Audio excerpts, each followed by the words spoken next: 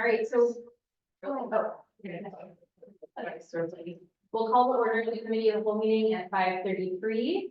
Anything for the good of the order before we get started, and then remember, you can also use your council reports. I gotta remember to look online too, council members go online in here. Okay, not hearing any. Is there anything, I know it's actually a really short consent agenda tonight, so I'm guessing there are no issues with anything on consent since it's just the out things and minutes. Okay, so we'll just go ahead and move on to our first discussion item with our city administrator, introduction of interim chief of police. Good morning, or. Good morning. Happy to be back. I would like to formally introduce our interim police chief, Brian Keller, here from the city of Bothell, who very kindly is helping us out, and I'm going to turn it over to Captain Keller. Well, thank you. It's a pleasure and honor to be here. And it's a privilege to be the chief of police for the city of Bothell in the interim period.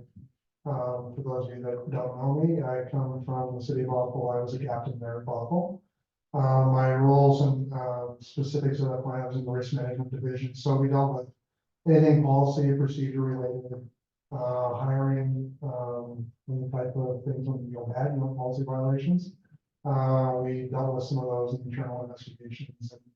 And I just finished my 43rd year with the city of Bothell in December 1.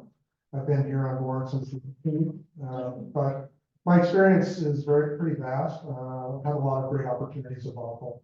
One of the aspects that over the years I've probably worked every division of our agency, filled in for achievements, notification, and follow up. I've done investigations, worked in control, traffic, rode a motorcycle for a period of time, was on SWAT, and did a number of things that probably agencies don't have that opportunity, and I've been very lucky to have those opportunities to gain my experience. And I'm also presently one of the commanders for Snohomish County SMART, which is an independent investigation team that deals with deadly encounters involving law enforcement. So I'm looking forward to spending a lot of time here in Duval and work with the agency. I've had some time to sit down and talk to the majority of all the personnel there. It's a pretty good group. I like it, and I really like the city. And I know we've got some quirks we got to work through, but the agency is very well. They've got some really good people there, people that really want to work for the city of Duval. There's a number of reasons why they end up here. All of them are very good, and so I'm looking forward to giving some stability, getting some things taken care of, and maybe giving a clean set of eyes on a few things in the agency. And I think we're going to do good. I'm looking forward to it. So thanks for the opportunity. I appreciate it. Doing that. So, yeah, pleasure meeting all Nice to meet you, sir. All right, so with that, we'll move on to our next item with Director Thomas, comprehensive plan and park trails and open space plan updates. Good evening, Mayor and Council members of our community. We have two presentations this evening. Our senior planner Naomi is going to kick off the first one, which is just an overview of comp plan and transportation, and then a little bit of the park trails and open space as it relates to the element. And then my presentation will be specifically about kind of, we'll call it dashboards, survey results from the park trails and open space plan survey. So we're super excited. We're like right in the middle of the kickoff and a ton of honestly really fun work. So we are going to get that started as soon as we get the presentation up, which looks like we're almost to go. just playing with the screens. We're playing with the screen, so we're almost there. Well, John, I forgot to do that. We are going to be doing pretty much the same thing at the planning commission. The next meeting we did as well. This week and last week, we've been really working on our website and also our calendar through the remainder of the year. So you'll see quite a bit of new activity at our CAL workshops, the second meeting of the month that are open. That's where we'll do a lot of our planning work this year. Okay, we're ready to go. Thank you so much, ahead of time for, your attention to this. We're really excited to, really kickstart the comprehensive plan work. It's a massive amount of work, but it's also really exciting because anyone that dabbles in futurism, you get to think 20 years ahead. So, it's a big thing that's done every 10 years here in the state of Washington. Okay, let's see if I can operate this correctly. Yeah. The arrows, okay. Up arrow? Not really. Side arrow? Maybe. Yeah. And Like the what's in there. that was totally on purpose. Yes, it was. Yes. Okay. Sure. We have active presentation. Please work for me. There we go. Okay, so I wanted to start it off with a quote. You'll realize that I'm a quote person. So this quote comes from Jane Jacobs, which is basically the godmother of city planning. We are all taught about Jane Jacobs in our degree programs. And this one I particularly like because it says there's no logic that can be superimposed on the city. People make it, and it is to them, not the buildings, that we must fit our plans. So just like in the housing action plan where our group is very people focused, and so we do really focus on that when we're doing public outreach, and then obviously anything that you hear from people as well. We take all of that very seriously. But not as seriously as this mouse is taking me right now. There. Okay, I think I got it. So this introduction is really, we're just going to give you an overview. We're going to go a little bit over the timeline. The timeline is huge and very detailed. We're going to give you a broad timeline. The purpose is introduction, and then we'll give you a status of what we've been doing so far. The stage that we're at right now that we've been at is preparation. So for those of you that this is the first time looking at something like this, or it's not something you think about every night before you go to sleep, some of the questions you may have will be, well, remind me again, what are we talking about? And the comprehensive plan is a really broad policy document. And I like to compare it to an iceberg graphic, if you've ever seen one of those. It's kind of like that. Another question will be, well, what's the timing? The timing is everything needs to be done within this year. It needs to be with a stamp on it and a signature and approval from all of you before the end of 2024. And what have we done so far? We've been really working on putting together something that when it goes out to the public, it's easy to understand because it's big and it's complicated, and we want to be able to present it in bite sizes and have it be clear and not too reduced where it doesn't explain what's actually going on. So we've been setting the stage. So tonight in the agenda, we're going to do 5 things very quick. We're going to show you the moving parts of the comprehensive plan. I'm going to touch upon transportation only because it's an element of focus. There's additional plans being produced at the same time. We're going to talk about parks, trails, and open space. Specifically, Director Thomas is going to focus on that after I'm done with my presentation. We'll go over timing and schedule, and then I'm going to give you a peek under the iceberg. So, fun fact, most comprehensive plan work includes research, analysis, and writing, and that happens all year round. You just don't see it because it's not a physical thing that you see. You don't hear someone like, crying about how difficult it is to write these long documents in the office because it's just work that we like to do anyway. Part of comprehensive plan work includes always seeking grants. So in order to get this work done, we look for grants that are made available. And sometimes those grants are involving certain specific plans, like the housing action plan, that then inform that chapter of the comprehensive plan. Here is the iceberg. So the top of the iceberg is what most people see. It's public hearings, maybe some emails between staff and consultants. You'll see the public workshops and then outreach and education. And those activities you'll see occur throughout the year, especially between now and the summertime. That's when it's going to be the most intense, it's beginning of summer. We're always looking for grants and grant applications, which I'm sure you've seen Director Thomas bring those before you as a part of the process. And then we have individual plans that are always occurring, right?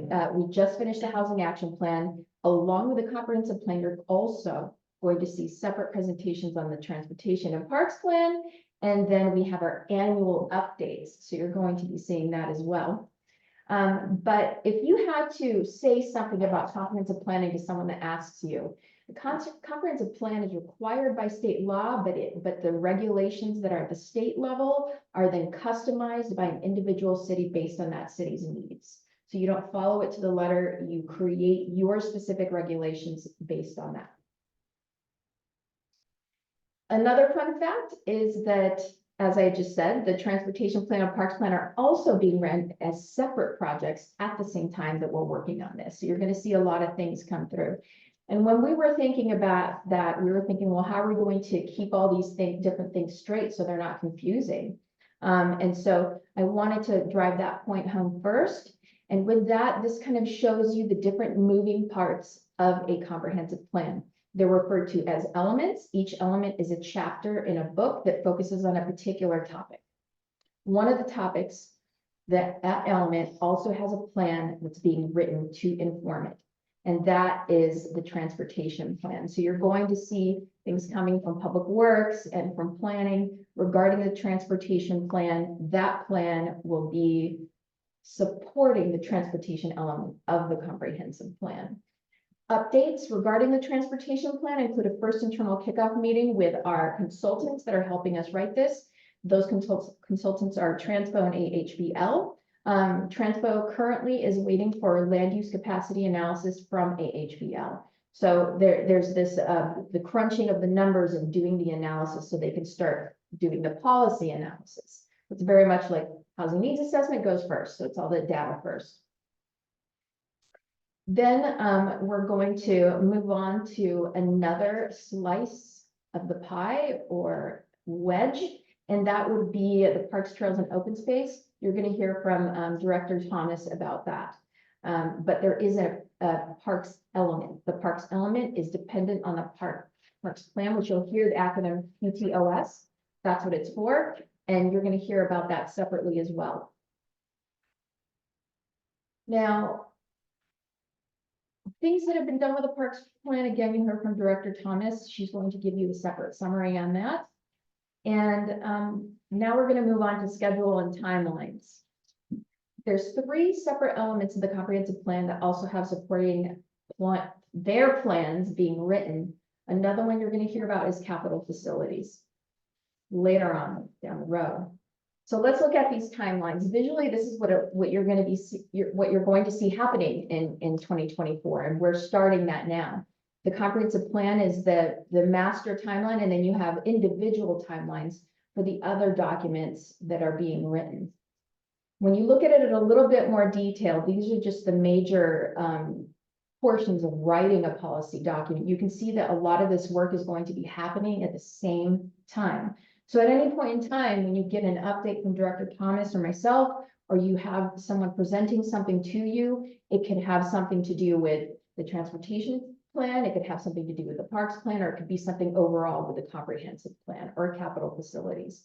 So you can see that we're running multiple timelines right now in this. It's going to go, at least for us, it's going to feel like it's going very fast. So when you go back to the iceberg, this is an update based on the iceberg visual. On the top, these are the things that have been completed, which I'll show you a little bit of that today. On the bottom are the things that have been happening and are ongoing right now. That's what's going on underneath the iceberg. And that includes developing a web page, putting together the steering committee application, looking at sequencing and scheduling so that we're not doubling up or forgetting to do something that's critical, that's required by law. As well as reviewing a couple of the elements ahead of time. So, but we are excited about the webpage. So moving on, here's a peek into the glacier. First thing is that there was the steering committee application launch. You're going to see that on the website sometime tomorrow or the day after. You'll also see at least the framework of the individual webpage focusing on these things. We've also made contact with the school district, and they have responded. So they're going to be involved as a partner as well. A couple of other things, review of the land use element, looking at the theme and how the content of it. Director Thomas did a more extensive review of the economic development element of the plan. And then we have completed both public participation plans, which you've seen in previous meetings. And then we also completed the survey for the parks plan, and we have a summary that, we just got, so you'll be able to get an update on that at a separate meeting. Okay, so this is the logo.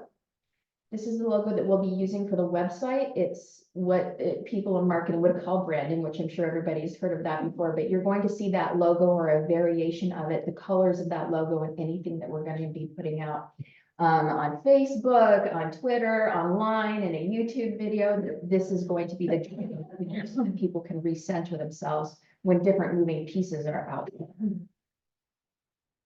there. The other thing that we'd like to show you, and this is just a prototype that we made sure that it wasn't too off based on what Public Works does. Make sure we're using the right more or less idea. And the reason behind this is because the policy work and all of the documents are not necessarily big, but it's just so much and it's broad and you're thinking 20 years ahead. And for some people, being able to think about a policy when it's abstract is better if you have a tactile experience. Some people need to see visuals, some people need to touch things. And so this was just a prototype to see if it was even like, basically I showed it to the Director of Public Works to test to see if he was gonna laugh at me or not. And he did not laugh, so that was a bonus. But what we would like to do in activities, especially involving different members of the public, is using materials like these and talking about the different elements of the comprehensive plan, and they can visually touch and look at what those elements mean here in the city. So, you know, public works, utilities, capital facilities, transportation is right here. Parks is represented by these teeny tiny trees, which were difficult to hunt down and find, so they don't all be. And this is kinetic sand, so it feels like play. So hopefully that's something that is feasible and we're able to do that. It's not guaranteed, but this is kind of an idea to give you an idea of what we're working towards as far as working with the public and making it more real for them. That is it. I tried to make it as fast as possible, but and as clear as possible. But if you have any questions at this time, either one of us would be happy to answer them. Councilmember Napper? Yeah, I actually just had an interaction with a community member at the grocery store today, and it's funny because whenever people see me and they start talking city stuff, they always start apologizing and saying, you know, they don't want to vote me, but it's really, I'm happy to talk to people about things. But anyway, what came up was parks and kind of some of their ideas about it. And I was like, hey, you know, we're gonna be doing a comprehensive plan and, you know, we're doing the parks plan. And so what I'm wondering is, specifically for the parks plan, is the, so there won't be a committee for the parks. There plan will be, specifically and I'm for- gonna. Oh, are you gonna talk? Yeah. Okay, because I'm trying to, well, I was like, I don't know if there's a separate one for the parks or if it's just the overall line. Will there be some kind of, it sounds like there's a steering committee launch. Will it be clear that you could apply for one or other or, okay. You could, and yes, we'll talk about that a little bit Okay. too in my presentation. People can apply for both. They could end up on both. They could end up on one. What we'll probably do is like, if you have, like, because of time constraints, right? Because there's gonna be a lot of meetings. Is there a preference for one, or can you commit to both? And that's why we're doing a lot of the scheduling and web stuff now, is because we're already pre-setting all of our meeting dates and our times and our locations, so that when we go out to the community, they already know what the expectation is. Okay, perfect. Okay, thank you. Any other questions on the comprehensive plan? Update? And I didn't see any online, right, John? I So didn't see any hands, so. I didn't either, but Okay. no. All right, so with that, we'll move on to our next item, again with Director Thomas, the Parks Survey preliminary results. So good evening again, Mayor, Council, and if there's anybody from our community, Laura Thomas, I'm your Community Development Director. We have not updated our Park Trails Open Space Plan in a really long time, but it was and is fun to go back and look to see what our parks plan that we have now is, what its relevancy is, what have we accomplished since that time, and kind of more importantly right now is, were the thoughts of our community 10 or 15 years ago similar to what they are today? And so we are going to be looking and digging into that a little bit more. We just received the actual summary report today, but I was able to pull some immediate data. And so you'll see that this goes back to September 2008, and that's just a visual so you can orient yourself. Next slide.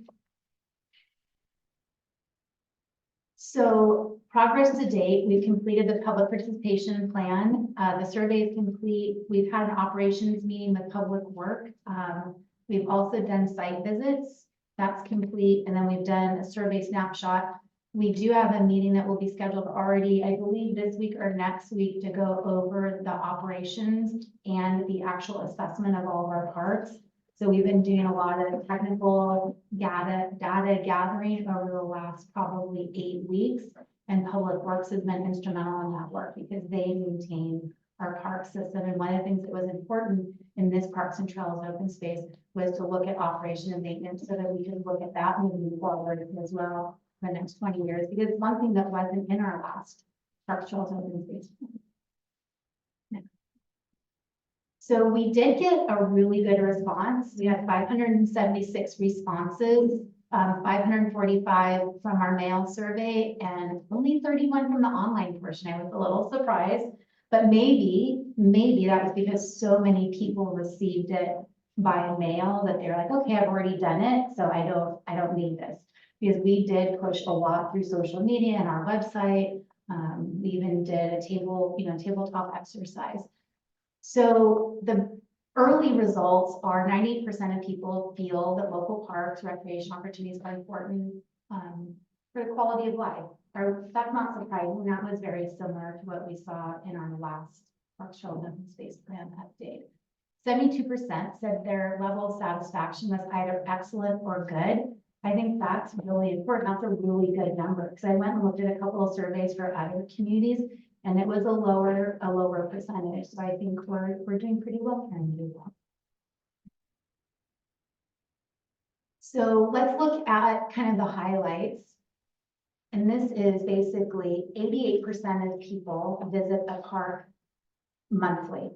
Every day, 16% visit, and you can see walk at least once a week or twice a week or about a month, a few times a year. So you can see our parks are heavily used either every day or once a week, or even that 2 times. So when you take those first 3 and you put them up into one column, our parks are pretty well used. Can they be used better? Of course they can. And those are the things that we're going to look at as part of this update. Next slide. So what are visitation top reasons? And I think this lays out pretty similar to our last survey. So a lot of times it's walking, running on the trail, kind of more as a relaxation or even exercise. Something that did change that I didn't see in the last survey was community events and concerts. That's a pretty big percentage. And I think that says a lot about the effort the city has put into these activities over the last decade and really even in the last couple of years and during the recovery as well. From COVID, from the pandemic. River access was pretty large. I'm not surprised. Wildlife viewing is fairly large. Those were significant in the last survey as well. And I did attach in the council packet the last survey so that you have an opportunity to look at it. And you can see they kind of go down from there. But what are the top reasons for not visiting more? I think these are the things that we need to really focus in and listen in on. And that's not enough restrooms, not enough parking. Maybe somebody doesn't know what's offered. There's not enough information out there. So we'll call it the branding or the signage or the or even our website or not well maintained. I'm scared. It's okay.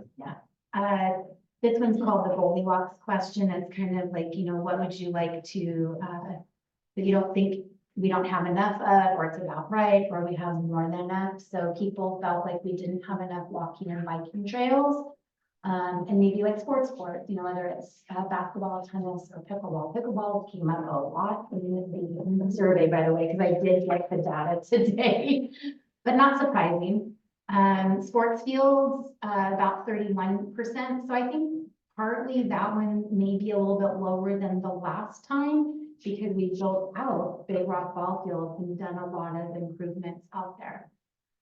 Community events, it was interesting because that said not enough, 24%, then there's an about right. But then when you looked at some of the questions before, that's what they really like and are starting to look at. So that one was kind of an odd anomaly, I think. So we might, if we do kind of another short survey, we might need to dig in on that one. Amenities with the strongest interest. So again, it's pretty much, you know, what the other slides have said. It's definitely walking, natural, and restrooms. Of course, as usual, outdoor splash pad, spray park, pool, those always come in pretty high. One that we didn't necessarily have last time was community gardens, so I thought that was really interesting and worth looking at. Upgraded and renovated playgrounds. We do quite a bit of renovation and replacement of playgrounds, or at least while I've been here, especially the last several years. There's always something on the list. Amphitheater, outdoor performance areas. I'm not surprised about this when you look at like the individual, what people said individually. That is something I'd like to see within the Duval community. Also vendors at city parks during events, and then pickleball courts, pickleball, lots of pickleball people. What are our next steps? So these are just some of our newer assets, with the exception of the trail, that have come in since our last plan. So we have obviously Big Rock Ball Field, we turfed that, put in lighting. And then we have some new parks online. So the one up in the right-hand corner is one that's out at the Toll Brothers project, but we also put in that really nice dog park up at the north end of town as well. So we have done a lot that that we can see that's on the ground and measurable. Planning Commission presentation is our next step, and then a final survey report. We are going to set up our steering committees. We're gonna have our kickoff and our website content. So it kind of goes into what Councilmember Nathan said, is like, okay, so what is that gonna look like? So not only are we gonna have a steering committee, we're also going to have like an environmental stakeholder group, a recreation stakeholder group, where they're gonna be like quick interviews outside of that steering committee. And that was what we did and looked at while we were drafting this, the public participation plan.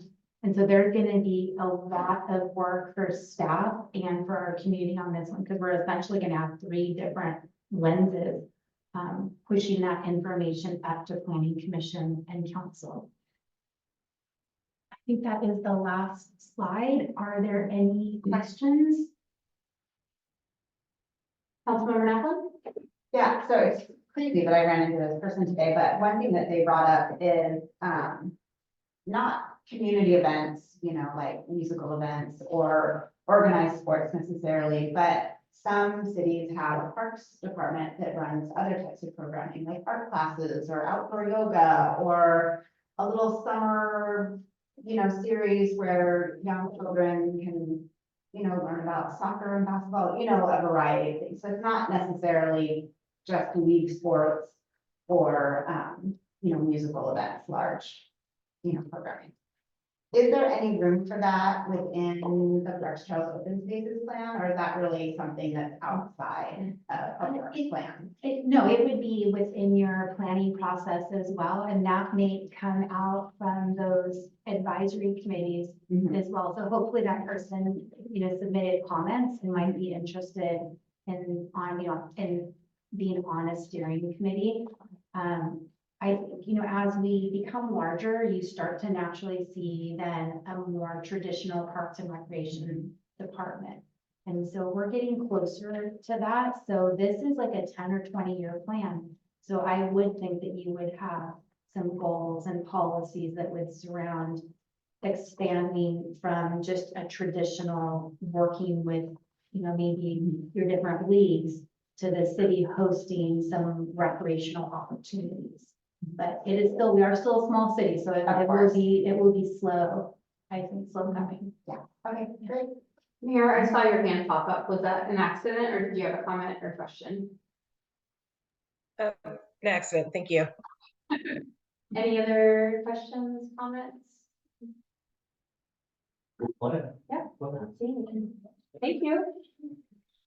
All right, so with that, our last item scheduled anyways, it's the 2024 committee assignments.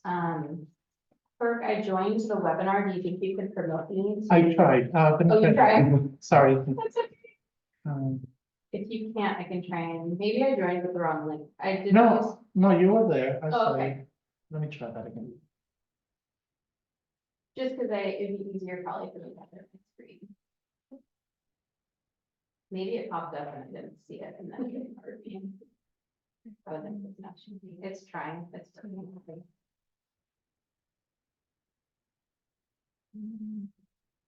All right. Thank you.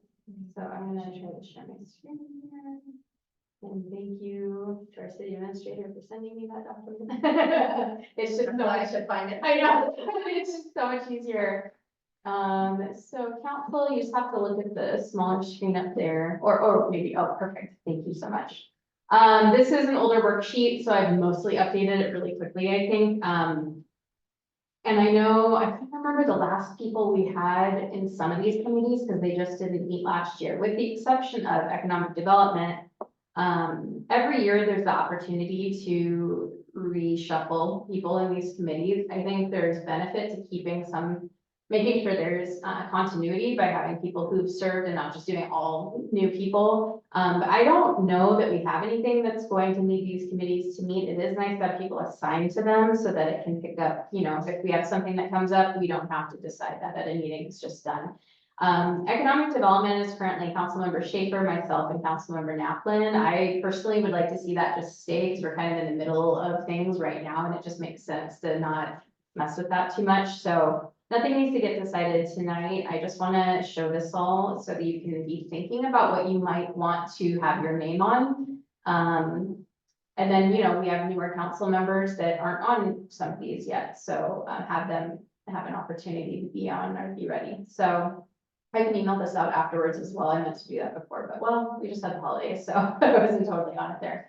Council Operations Committee was myself and former Councilmember Hoag. That was when we were revamping the procedures. So I don't think we need to necessarily add anyone to that unless we were going to go over those again, which seems a little soon to be going at that. Councilmember Supple, myself, I can't remember if there was another person. Does anyone remember who was on the grants, human services grants last year? Maybe it was Isaacson. I can't remember.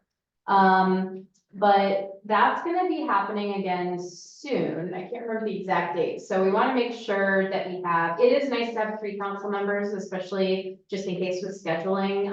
If only 2 can meet at least, that's the minimum. So be thinking about that. And that's basically, if you don't know what it is, we have human services grant applications that come in, and then the committee gets together and we decide. People request different amounts, we score the applications and all that information and see what they want to use it for, and we decide what to recommend to council to approve. Community event grant review committee, so some of these I just put currently inactive. We used to have a legislative session, I can't remember, it's been a while, this was originally from 2021, so it was Councilmember Naplin and Langell, former Councilmember Langell at the time, was on that. I see, Mayor, you have your hand up. I wasn't sure if it's worth, if you need anything like that this year or not. Normally we do something, especially in a long session, we have several agenda items, but being that this is a 60-day session with super compressed timelines for cutoffs, I think it would not be a good use of our council members' time. Next year, I think that it most definitely should be activated again. I'm gonna make a note there.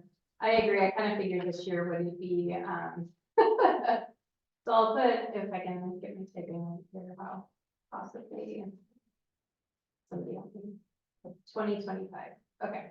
Community outreach and engagement was one that we had talked about, and then we never met. I think we didn't have a staff member at that time, because this was years ago, when it was just a little different. So I just left that there for now for us to contemplate. I'm thinking it might even be a better, an upcoming retreat that we're gonna schedule to talk about some of this a little more in depth and decide for the coming years, what we want to do.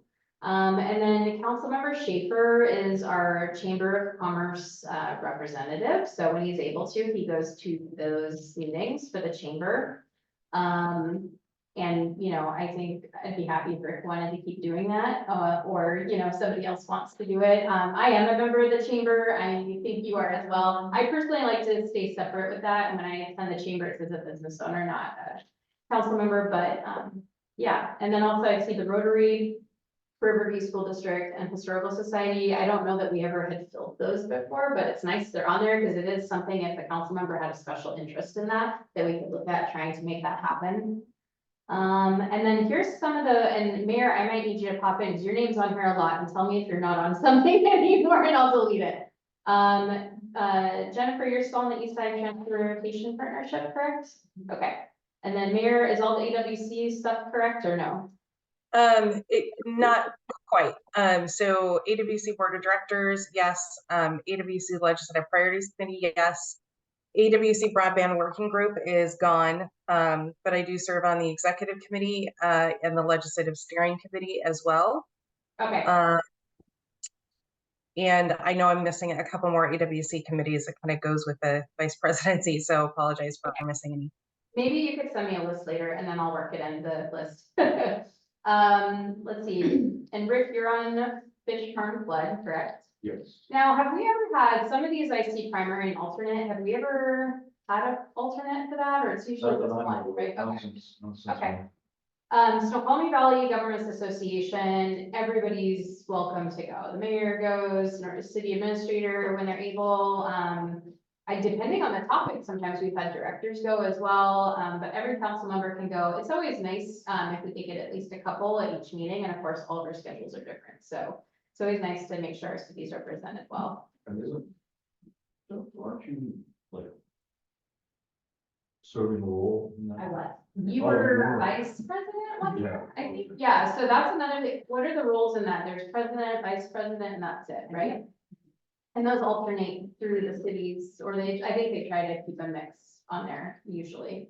So you wouldn't want like both of those roles filled by the same city or something like that. Did I get that acronym right? K4C? Is that what that one is called? Yeah. And Mayor, have you, what's It's that? King County Cities Climate Collaboration. Okay, And so we currently don't have any council members attending that. It's like once a month or once a quarter, not very often. But it goes along with the principles we signed with the interlocal agreement. There's not a lot of work. What is good about it though, especially during legislative session, is they do discuss bills and get feedback from the cities on that. And then we do have, I believe, Director Thomas is serving on the staff committee for that. okay. But we have a seat as far as our interlocal. It'd be great if someone could go, but I will say between Director Thomas, I stay pretty up to date on it as well. So if there's something, I don't think it's likely we're going to miss anything if we don't have somebody that has the time, but it would be ideal if someone can attend, and they are all virtual as well. Oh, nice. Okay, that's good to know. Thank you. Snoqualmie Watershed Forum, Councilmember Schaefer is still on that. There was on this one listed an alternate. I think we used to have an alternate where it's usually just like if you couldn't go, or it kind of helps succession. If you ever wanted to step off, then it's not like somebody's stepping in brand new. Am I, not to put you on the spot now, you don't have to answer now, but are you wanting to stay on the ones you're currently on, or you've been? The watershed committee and the fish farm and flood committee are very closely together. And yeah, I would like to stay Yeah. on both of those, for this year. But maybe if on, at least on the one, I don't know if we want to consider an alternate, it just depends on people's schedule, you know. It's an interesting committee, Mhm. it really is. I mean, we help decide and advise on where to spend restoration. Yeah, Uh, that's really, and it really is a fun, fun thing to do. yeah, okay. Oh, and then, let's see, the Watershed Restoration Enhancement I Committee. have no idea what it is, but see, Mike Remington's And you name. were on that, too, this alternate, Jennifer, do you remember? Yeah, what that I was? think it was a committee that was formed just to get a certain plan adopted, and I think we adopted it. So it's probably just a temporary, I mean, maybe, not probably. Maybe someone on staff would know more specifically, but I kind of think that I think You're right. completion of the Yeah. project. Probably. And then Mayor, where are you on all these SCA things here? So, great question.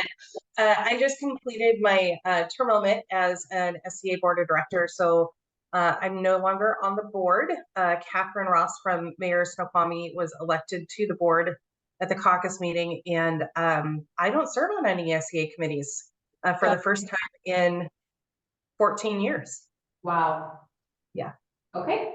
I'm gonna be on the, via SCA, the Joint Recommendations Committee again this year.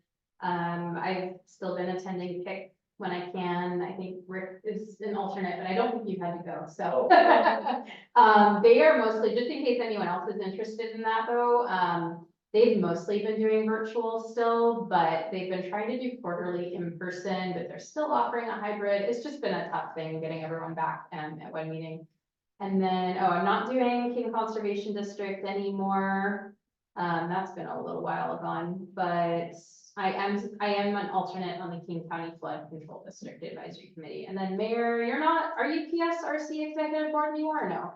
No, I have not been on that for a few years now. Right. Yeah, that's about how old this one is. And then Jennifer, you're still on the Snoqualmie Valley Transportation Coalition. Okay. Are there any that weren't on this list, maybe mayor or staff that you know that we need to add? Yeah, go ahead. I don't know that we need to appoint anyone, but it might be worth noting the Snoqualmie Valley Recreation Subcommittee. Because they have meetings, not monthly, every other month. Snoqualmie Valley Recreation Subcommittee. Yeah, and I can get the exact Okay.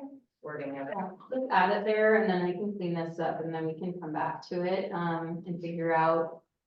And I'll email it out, like I said, so everyone has a chance to look things up and figure out, or let me know if I've missed anything. Mary, did you have something else?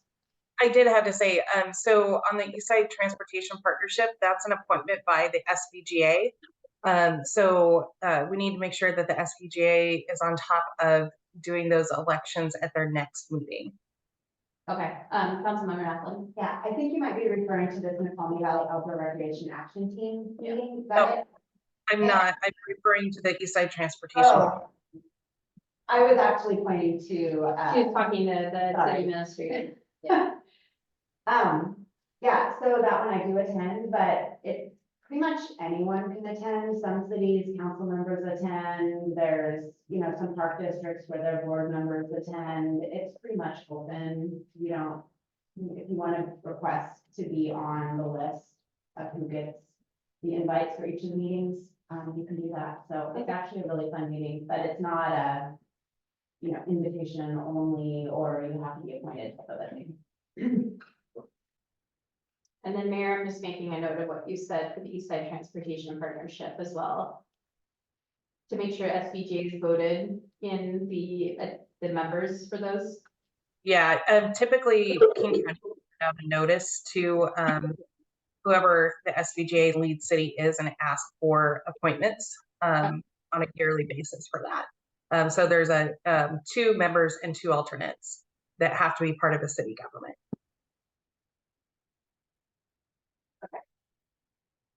All right, so I think I made enough notes here, that, like I said, I will send this out, give you guys some time to mull it over, and then when we get together next, or maybe at, when we schedule our retreat, we can really hash out who's gonna be on what, where applicable, and we can go from there.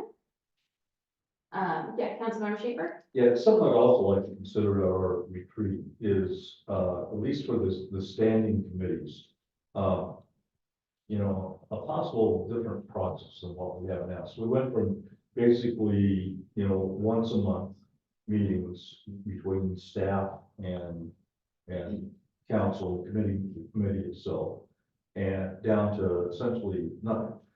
So it was kind of in my mind, that was kind of a drastic step. And we did say at that time, we will review how that's working now.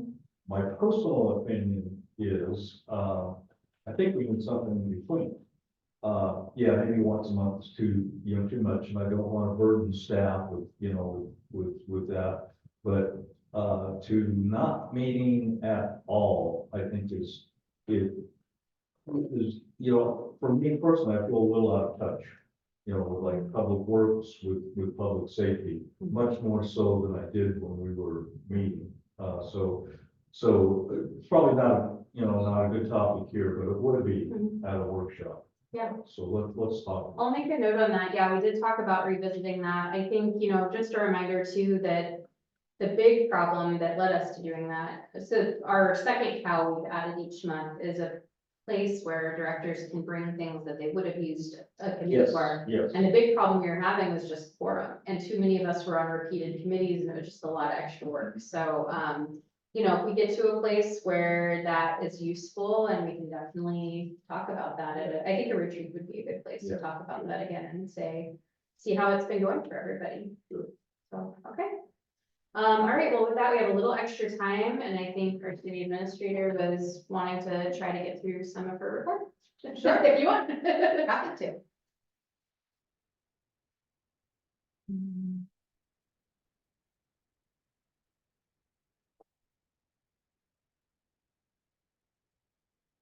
See if I get this right. Good evening and happy New Year to everyone. Cynthia McMahon, City Administrator. Thank you, Council, Mayor, and members of the public who are either online or listening today. So new year, lots of work went on between last time we met and tonight. Next slide. So just an update on upcoming meetings. The Cultural Commission, we did convene our Cultural Commission last month. And they will now be meeting on Mondays, twice monthly initially to get kick-started with their first, so we had an official meeting, but their first acting working meeting is on Monday. So we'll start preparing packets and posting packets online. So the first Cultural Commission packet will be hopefully on the website tomorrow night. Those will go out on Wednesday within, in preparation for Monday meetings. And they have quite a bit of work on their plate. So it's really exciting to see them get started with their work. Those will all be open public meetings, run the same way as the Planning Commission. They have a second chair, but haven't nominated and appointed their chair yet. So we'll probably be doing that on Monday. And yeah, excited to get them started. Will council get notified of those meetings, the cultural commission? We can create a list. I can send them off. If you want to be part of the packet distribution, we can put you on a CC for that. At first, I don't know the whole council, but I'd like to. Okay. Do we do that for planning commission now? Yeah. I get emails with the packets. I think if you subscribe to our website, you get it. Oh, maybe that was. I've never done that, but I get that for some reason, so I don't know. Okay, Yeah. yeah, we can create that. Great, thank you. Part of the agenda for Monday is talking about, we're going to present to the Cultural Commission a presentation that council already saw regarding signage for parks. We'll be talking about the planning project and the history of the planning project and what we want for this year to resurrect that project and move it forward. We're going to have a timeline on all of the projects that have been budgeted in the 2024 budget with kind of a very draft timeline on when we need the Cultural Commission to make some decisions to move those forward. Lots of background information planned for Monday to help them kickstart their work. And then this is kind of the period where we are appointing new boards and getting everyone who kind of went dormant during the pandemic up and running again. So we have a refreshed slate of library board candidates. So we went through and looked at all of the appointments and expiration of library board members. Our clerk, John Botero, went through and contacted everyone who had served on the library board. We've reopened applications, so we have enough applications at this point to fill all of the empty spots. Clerk Botero has been in communication with Denise Pagallo at KCLS on the process for appointing and interviewing them. So traditionally, the library interviews library board members and then sends us who they would like to have appointed. Largely because they have some pretty particular questions that they like to ask their library board members around intellectual freedom principles. So we are sending the applications over to Denise, the regional manager, and she'll get back to us after she interviews them. But we're hoping to come on the 16th with a slate of library board members, so we can get that started. And then also just kind of get them more in a cadence of coming quarterly to council, because that's part of the requirements of the library board, just reformalizing and recommitting to some of those procedures that exist, but we haven't been super attentive to. Next slide. So I'm going to turn it over to Director Thomas for the next few slides. So pretty brief, overall, we talked a little bit about this already in our meeting earlier this evening. So the steering committee and targeted meetings are now scheduled. Invitations will go out early next week. We might actually even have that this week because we're a little bit ahead of schedule on that. We did receive our survey results today, so I will be getting that to the Planning Commission and Council as well.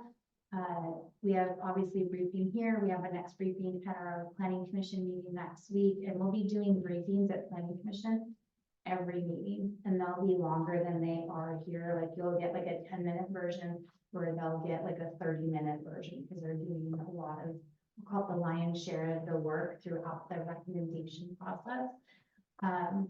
This week we are getting a conditions assessment meeting set up, and that will be with Public Works, our consultant and planning staff. We have our website launch probably tomorrow, if not Thursday at the latest. And we'll send everybody a link. As you know, we're also doing a refresh of our website. So the look will change a little bit when we do that launch, but we know enough now about what we're going to get in that future look that we're modeling it off of what that future site will look like. Steering committee applications will go out this week. We'll also send an email to Planning Commission and Council so you can share the link with your friends and neighbors and acquaintances and interest groups. So please help us get it around. We do have a mailing list of emailing list of about 400 that we'll be sending it out to, because we're using our website, our HOA, and any connections that we've had over the last several years for planning type projects. As you saw, we did complete our logo work. We're working on the logo right now for the Parks, Trails, and Open Space Plan. We always try to do that in planning in general. So if you go to other community websites, you'll see logos for that type of work, whether it's parks or transportation. So we're getting closer to the, I call it the big reveal, the ice, looking more at the iceberg. Next slide. It was a record year for the development department for building permits in general. So we hit 198 this year.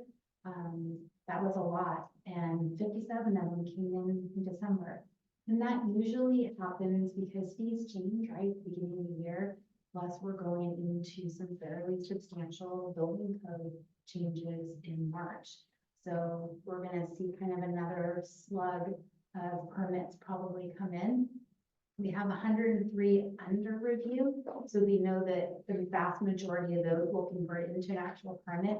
So we already know we're going to have 103 residential permits this year, and I would estimate another additional probably at least 75. So we'll be pretty close to the 200 mark again for this year. We did have 210 inspections in December. It's kind of a little bit, it's not a lower number than we would normally see month to month, but it's a higher number than normal in December, considering it's kind of wet weather permitting. But as if you saw, while it was rainy, it was warm. So like today, they were pouring concrete. They're going to pour concrete because it's warm out, right? And so you have more inspections for that type of work. Total permits issued in 2023 is 553. That's quite a few permits. Total inspections was just under 2,600, and that is only for building permit. That does not include planning and public works. So when you add that in, obviously there's a lot more inspections for a building per se for a building permit, but Public Works is out there a couple of times and Glenn is out there a couple of times. So take that 198 and probably multiply it by 4, and that would give you additional, like what our total staffing capacity is. Next slide. There we go. There we go. We are applying for Department of Natural Resource grant that is due beginning, I think, of next week. And that is part 2 of our street tree canopy inventory. We had a small grant last year that was, I call it leftover money from the Department of Natural Resources. So we were able to spend about $10,000 on that. And this time we're going to have about $50,000. So we'll get a ton of work done with that. It all goes in GIS layer, the type of tree, the size of tree, its general characteristics. We're also seeking money for McCormick Park canopy coverage, which really is vegetation coverage. And then also a vegetation management plan. We're doing this for a couple of reasons. It's in our shoreline jurisdiction. There are sensitive areas and there are requirements that we're coming up to next year that require some of this work. So I hope that we get these grants. They're not a guarantee, but it'll save us at least $50,000 going into the next budget cycle. Thank you. And then I'll turn the next few slides over to Director Lanchewski. Good evening, council, mayor, somewhere in there, staff, Steve Laniszewski, Public Works. It has been a busy month, but strangely enough, not necessarily related to weather as you would expect in December, so. Stay tuned, it is gonna cool down over the weekend. I don't expect a whole lot of snow activity, but you never know, we're getting close. So we are working with City Administrator's Office on a parks and field rental policy. I think you may have heard Clerk Patero tried to get some software arranged for reservations of rooms. We're going to parlay that into fields once we can have a policy established to help do that. So that will be good. Hopefully we'll have some good discussion and get the community to come and maybe visit at a council meeting and share their input on rentability and rental options for our fields. Working on the park signage plan with the new cultural commission, so that'll be next Monday night.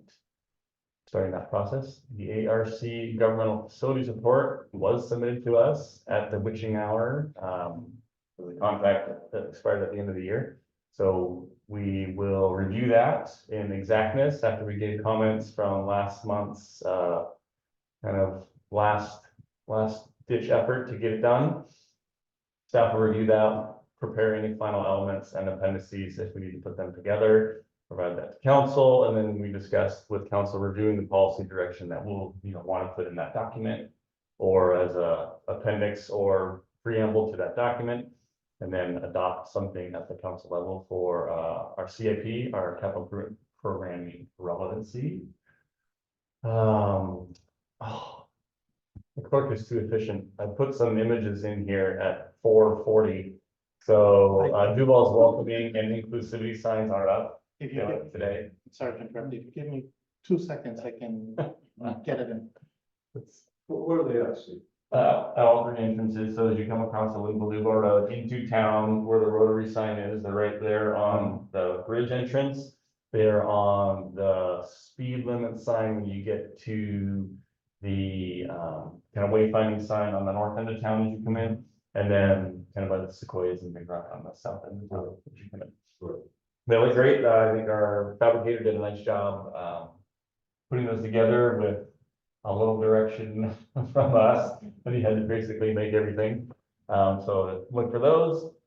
Have been approached. I just saw the last maybe that was December's meeting with Eagle Scout. So working with him and his hopes and dreams. He has 6.5 months, which is pretty good. I've had a few longer and I've had a few shorter. They have to get done by their 18th birthday. So the 18th July. Transportation Benefit District. So you are or are not aware that it has its own CIP, so it's capital program, capital improvement project list. We are at the completion of the city's first TBD CIP.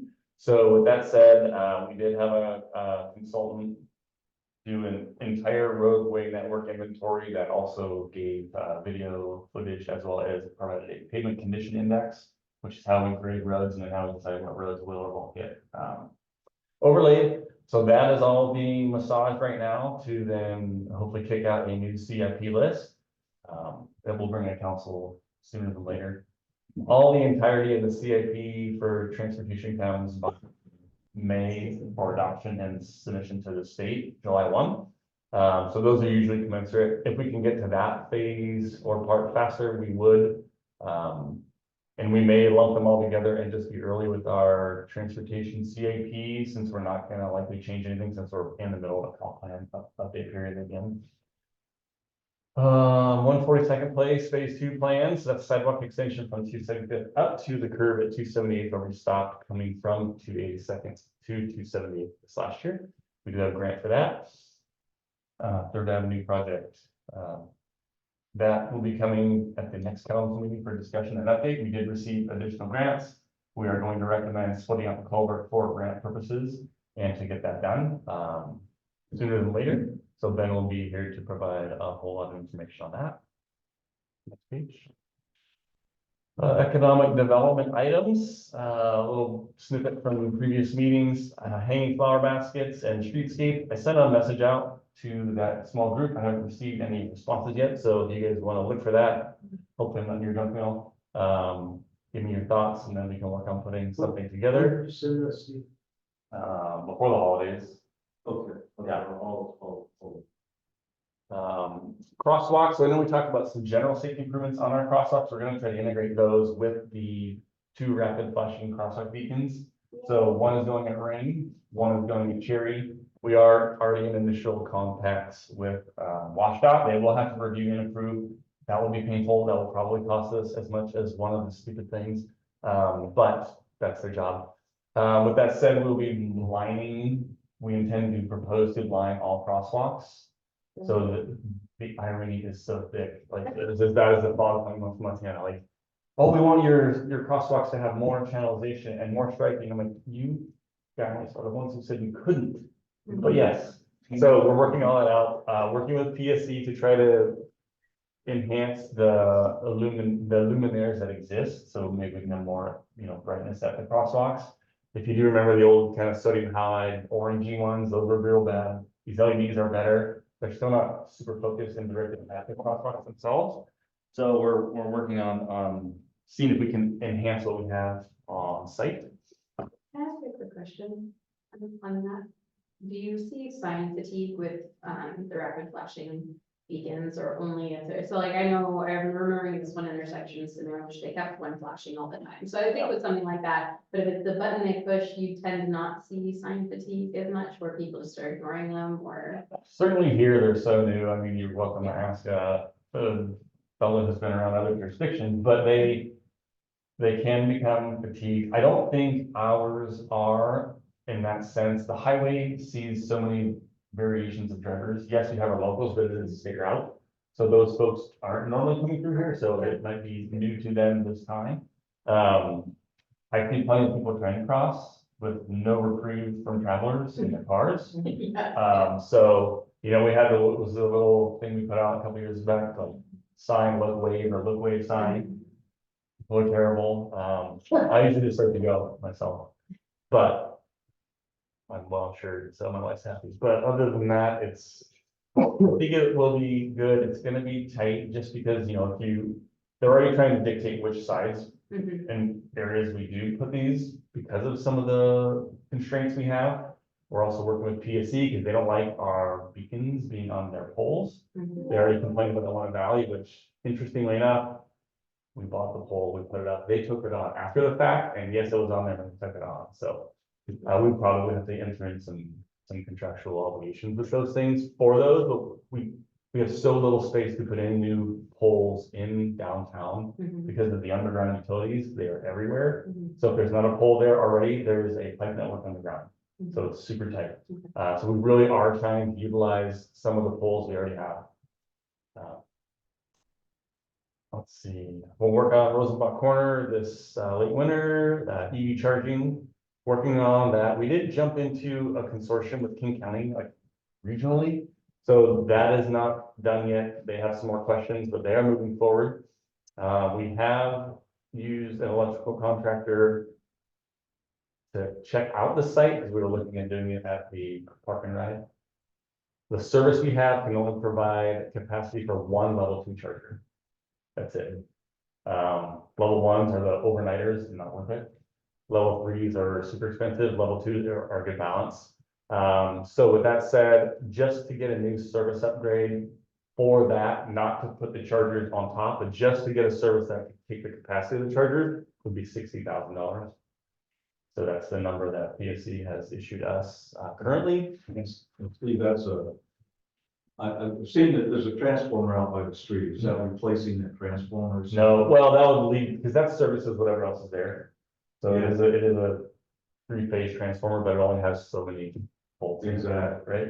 So we would have to have an upgraded service for the site and new service. Yeah, Which is what they would recommend. which isn't a surprise. I mean, not new. I mean, power you may go up and go down with capacitors. It's a little bit of a surprise to me, but I just see types of pumps, so.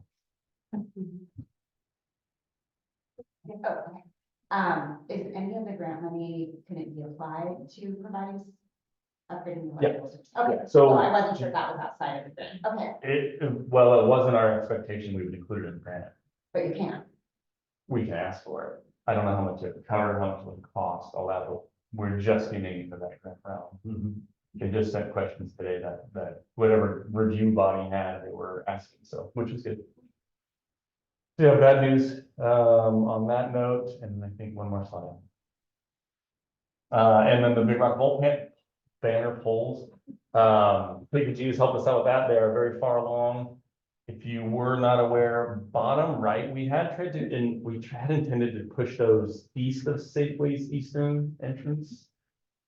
But you have a creek, the culvert, and then subsequently a lot of underground power in that vicinity, so the bottom right would be that space. So after they did some review, they actually found more space by the dentist's office, right by the Jiffy Lube, so west of Safeway's east entrance. Which I know when we originally talked about this, if you came out of Safeway, and let's say you don't ever use 203 and you live east up the hill, like, how do we capture those people? So I think you still can argue you would capture them, because if you're at the Safeway and you're only going up the hill and you came down, you would see it coming down and you would see it looking left going back home. It's a happy medium, and then they superimposed on the far left image, what the poles will look like. From, I think it was 2 weeks ago, if we put them in the space provided on Big Rock, so. Seems reasonable, it is very tight, and again, So this is Big Rock Road. that is Big Rock, that is looking west from Yeah. Safeway's east, Yes, Exit. he points it out. Yeah. Yeah. and that's still estimating about 70,000 for that activity.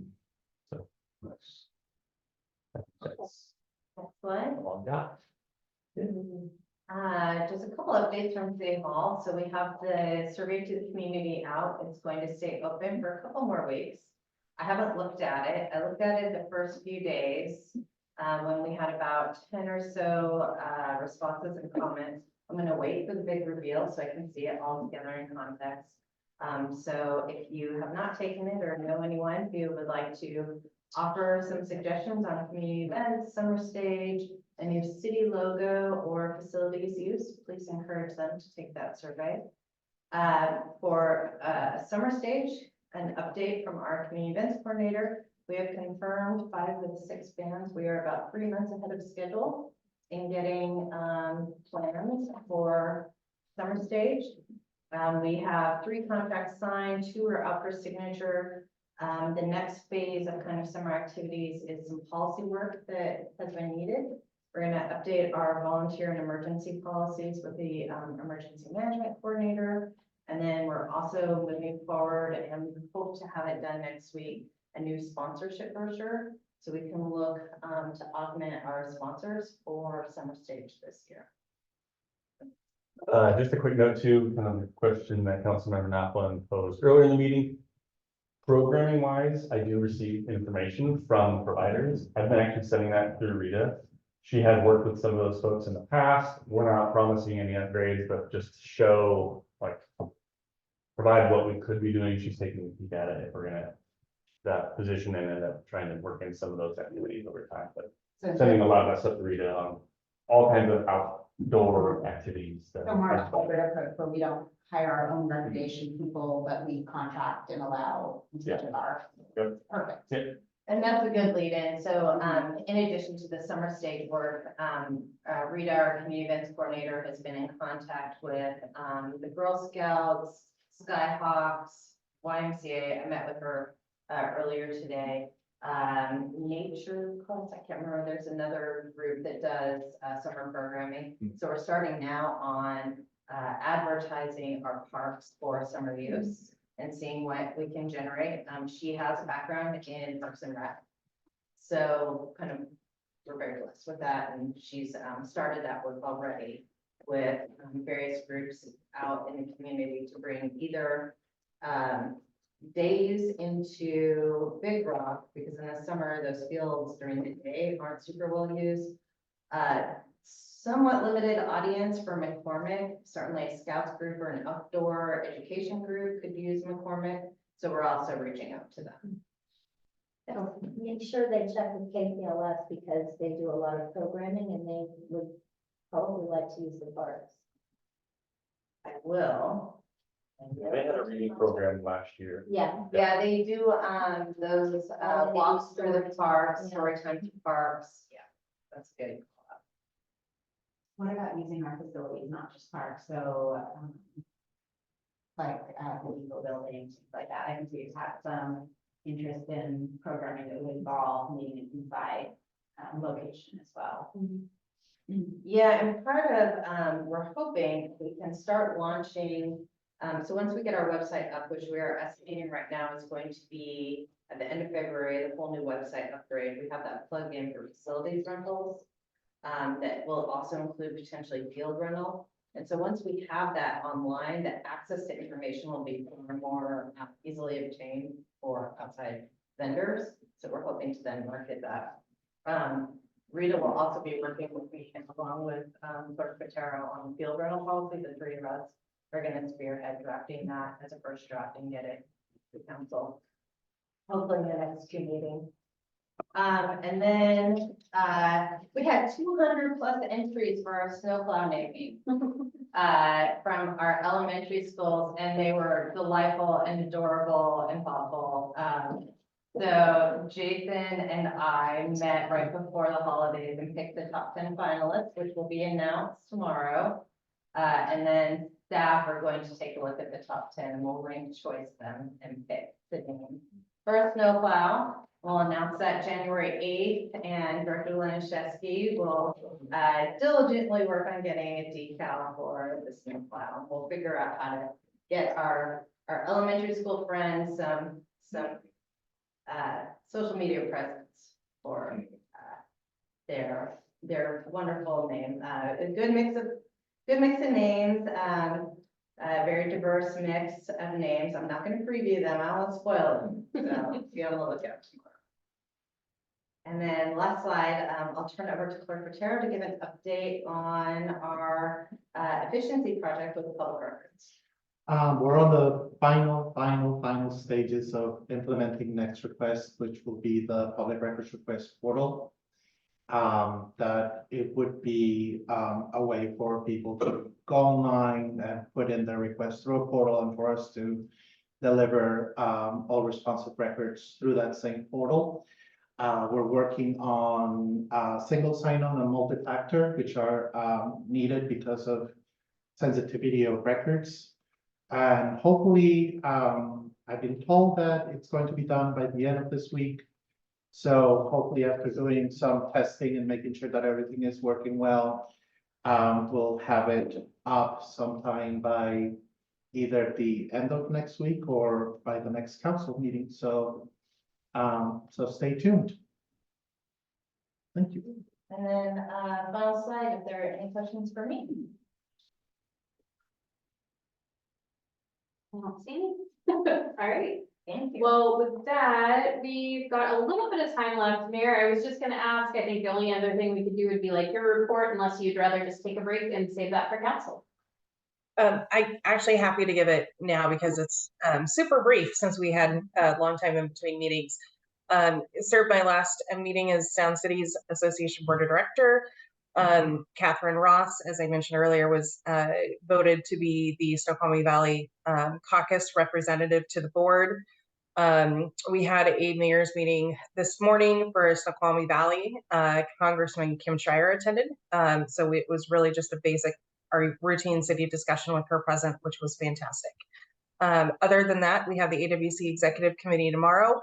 And a reminder that the Association of Washington Cities Legislative Action Conference has been moved to the first week of February.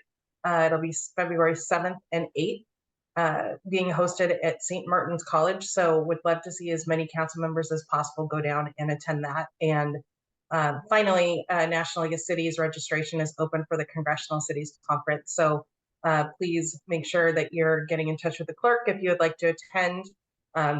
Mayor Pro Tem Cynthia, City Administrator, and I've attended the last couple of years, and it's together, and it's been fantastic to have additional representation from the city present. We achieve a lot more, and the more presence we have with our congressional offices, the better, in addition to the learning and camaraderie, and getting to know people from across the country in all the issues that everyone are dealing with. You realize we are not unique in most ways. And there's lots of ways to solving our challenges and ways to serve our communities. So thank you. All right, thank you, Mayor.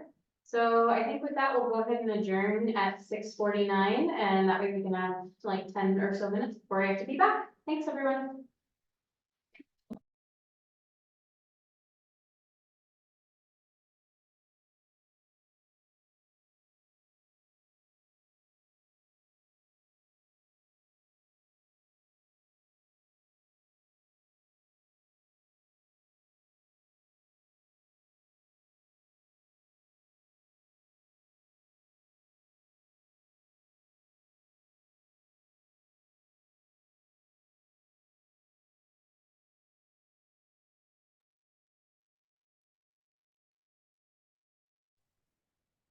And clerk, as soon as everyone's seated, I'll be happy to start the meeting. Ready when you are, Mayor. Thank you. I'd like to call the Duval City Council meeting order at 7:01 p.m. Clerk, would you please take the roll? Yes, Mayor Okerlander, Here. Mayor Pro Tem McHenry, Here. Mr. Isaacson, Mr. Schaefer, Here. Mr. Mercer, Mr. Supple, Here. Ms. Naplin, Here. Ms. Coopel. Here. We have a quorum. Under additions and corrections to the agenda, I'd like to ask to remove scheduled items since those reports were provided during committee of the whole. Does anyone else have any other additions or corrections to the agenda? Mayor, I'd like to move to excuse Councilmember Mercer. Right, are there any objections? Okay. Seeing none, let's let the record reflect that. And then do we have a motion to do we have a motion to approve this evening's agenda? So Second. All those in favor, please say aye. Aye. Thank you. And I missed the flag salute. It was a page issue. So Mayor Pro Tem, I would ask if you would be willing to stand and lead the in-person attendees when the flag salute. Sure. Everyone stand for the flag salute, please. I pledge allegiance to the flag of the United States of America and to the republic for which it stands, one nation, under God, indivisible, with liberty and justice for all. Thank you, and apologies for that. I'm started feeling a bit under the weather this afternoon, so rather than expose anyone, I am participating remotely this evening. So we'll move on to our presentations for this evening. First up is Agenda Bill 24-01, the proposed policy on public records request that will be led by Chief Botero, John Botero, our city clerk. One second.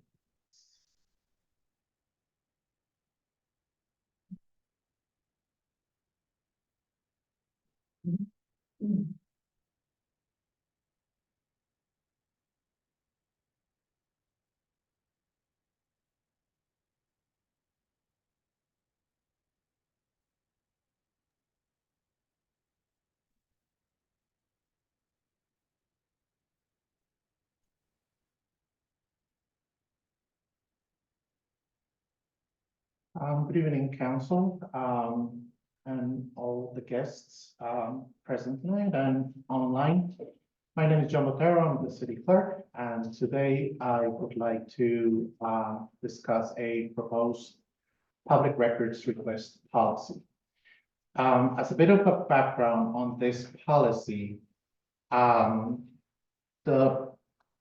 initial, or one of the earliest, items that discuss the public records is Resolution 1004, in which the city elects not to maintain a city public records index because of it being burdensome, or that it would have created an undue burden. This is something that a lot of municipalities also adopt, just to sort of facilitate the course of business. Then there is Resolution 1612, in which a public records policy was adopted. After that, there's 1713, in which there are staffing allocations for public records requests, in which the amount of time that is used by the public records officer, which is the city clerk, so me, is limited to a certain number. And finally, Resolution 1715, in it, 1612 is repealed and a new policy was adopted. So what is on this new proposed policy? It's a perfect time to kind of take a look at the policy and just kind of, just spruce it up and bring some changes. Taking into consideration that we're going to have a new public records request portal, so it's just nice to have it all nice and new and good to go.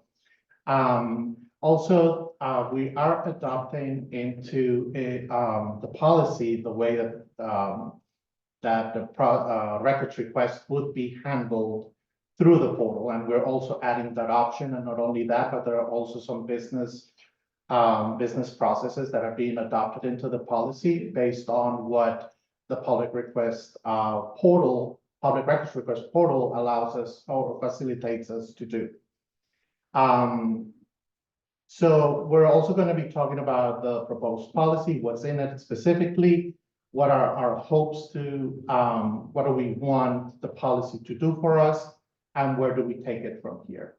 So we'll start with why the change. And three simple reasons are: it's a more thorough policy. The original policy on Resolution 1715 is a very good one. We're just expanding it, making it more detailed. As I mentioned earlier, we're also updating the business process, which is compatible with our new portal. And we're also bringing similarities to other localities. So what's done in the region, and we sort of grab what looked good from theirs, and adopted it and made it, changed it to make it our own and to make it work for us. What's in this proposed policy? So it, we take both everything that's on the Resolution 1713 and 1715, and we put it together into one. So we can have everything in one single document rather than in two documents as it is right now. Hopefully, if the policy is approved, that would mean that Resolution 1713 and 1715 could be eventually repealed. It also provides a more thorough description of how the clerk processes requests. And we're not only talking about how it does it how it's done through the portal, but also how it would be done on paper, if we need to, for example, say, mail a flash drive, because that's the way that the requester wants their records. It provides more details about that. It also creates a new layer on categorizing different requests and the response times attached. So one thing that the current policy doesn't fully explain is if we get a request, well, we tell them this is probably going to take this long, but it's based on estimate. Having it written down, by having it written down, we can go back and say, we're categorizing your request as such, and this is what your expectations, these are the expectations to have. So as I mentioned, it would provide a more thorough description of how the city responds to the requests. And it adds a section related to, I'm gonna say Nissan. I'm still trying to figure out if it's Nissan or Nissan.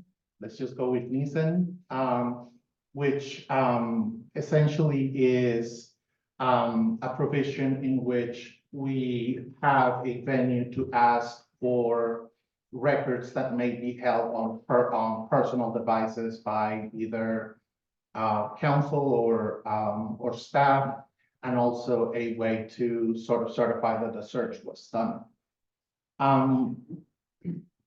It provides also a more detailed description of exemptions provided under statute, a better description of the fee schedule. It provides guidance and more information related to what constitutes an abandoned request. And it provides a disclaimer of liability as well. So why now? Why do we hope to get out of this? And I guess by we, well, mainly the clerk's office and obviously the entire city after that. Having a more detailed policy.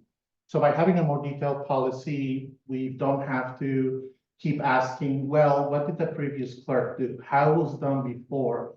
We can just concentrate on the policy that we have at hand, and we can create a precedent, not just based on the way things were done before, but also based on the actual rules themselves. I think that this will help us create or set expectations when with requesters rather. And it would allow us to have to follow a similar process. So rather than me doing it quote unquote my way, and then our Madam Deputy Clerk having say doing it her way, if we have it if we have it in a policy, we can both follow the same process and procedures, so there's uniformity when working on public records requests. And as I mentioned earlier, it's also about adaptability to our new records request portal. So it would, part of it is creating those, as I mentioned earlier, the business requirements. It'll allow us to respond with more efficiency, have more communication with the requester, and also save all responsive records on, well, in this case, at least for the portal on the cloud, which will save us some space on our servers, but that's another separate issue. It would also allow us to sort of create the process for collaboration, for internal collaboration. And as I mentioned, uniformity. So if we have a thorough policy throughout the city, we all know exactly how public records requests work. We all know the policy, and we all can at least be able to, whenever necessary, answer questions if needed in a way that we're all just quoting policy and not just saying, well, based on what the previous clerk did. So what's next? This is obviously just a proposed timeline, subject to change. We're here today presenting the policy, and I'll be sending out a clean version for council to make notes, comments, suggestions, edits, changes. I'll send it out by the end of this week. And hopefully by the 26th, we'll have those recommendations from council. We will review and adjust as needed. Obviously, this will have to involve some legal review, but by the 6th, we will present a newer version of that policy for consideration and fingers crossed for a vote. And if, let's say, it all goes well and it goes for a vote, then the proposed start date or the effective date of the policy would be February 11th, but as I mentioned, all is subject to change. So, are there any questions? And I'm gonna ask, since we only have Councilmember Supper and myself logged into Zoom, that you raise hands and follow council procedure and ask one question at a time, and I'll ask City Administrator McNabb to manage the hands in the room. Okay, any questions? Councilmember Madeline? Yeah, I asked them questions ahead of time. I don't know, do you? We're not prepared to respond to those. Okay.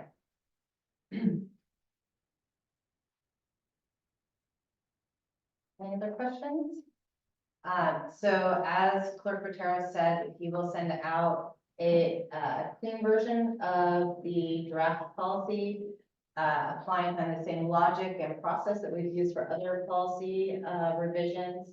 It will be the same process used, so send any edits or suggestions based on getting that clean document.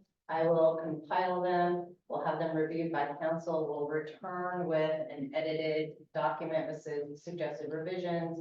We'll walk through that document, vote via consent on those changes, and then come either the next meeting with an additional draft or prepare a final draft for review and decision. Thank you, Operator. Thank you, City Administrator McNabb. And I would just like to add, thank you to Clerk Botero and our City Administrator and legal counsel for working on this policy and updating it.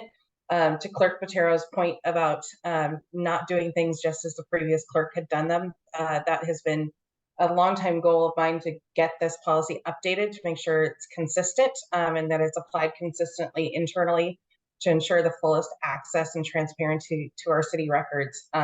It's not an easy task to go through. There are a lot of challenges within state law, case law, recent changes in state legislation that are emerging that are changing the way municipalities and other local governments are handling public records, all in the interest of maintaining that fullest transparency with the communities we serve. So thank you for that important work and look forward to seeing this process continue to move forward. Moving on to our second presentation on Agenda Bill 24-02, the Utility Rate Health Study presented by our Director of Public Works, Mr. Steve Lenishevsky. Oh, yeah. Good evening, Mayor, Council, staff, citizens, Steve Lenishevsky, Public Works. In the packet tonight was a first touch on the discussion item for utility rate study. The city of Duval does own and operate sewer, water, and storm drain utilities.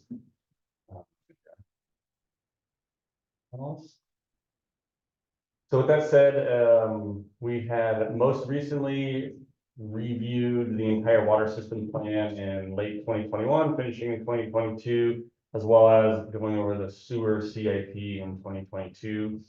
And coming to terms with at that time, the rates were fine, we were carrying along well, and just went through the last budget process. And it is always a wise move to go through and have a third party analyze the health of your finances. So with that said, we have been working on this for a few months, certainly starting with storm drain because it has not had a review in a long time. But then after having council discussions and deliberations, we thought it was wise to bring the FCS group in to review all of our utility operational costs as well as our capital for monthly utility rates as well as one-time connection charges for current property owners and our development community. So I'm going to share my screen, John. button. I was not on Zoom today, so the button is where it is, because it doesn't match. Teams.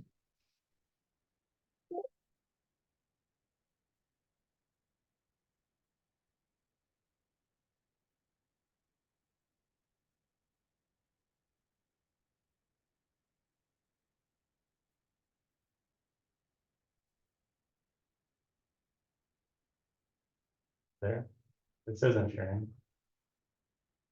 I must be hiding. I see it. Yeah, this is mine. From Outlook,